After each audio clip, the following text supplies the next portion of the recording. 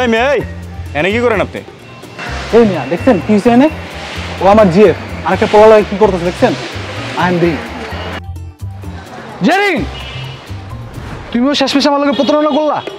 এই যে রোমিও, আপনার গার্লফ্রেন্ড আপনার সাথে প্রতারণা করলেও প্রতারণা করবে না আইফিক্স ফাস্ট।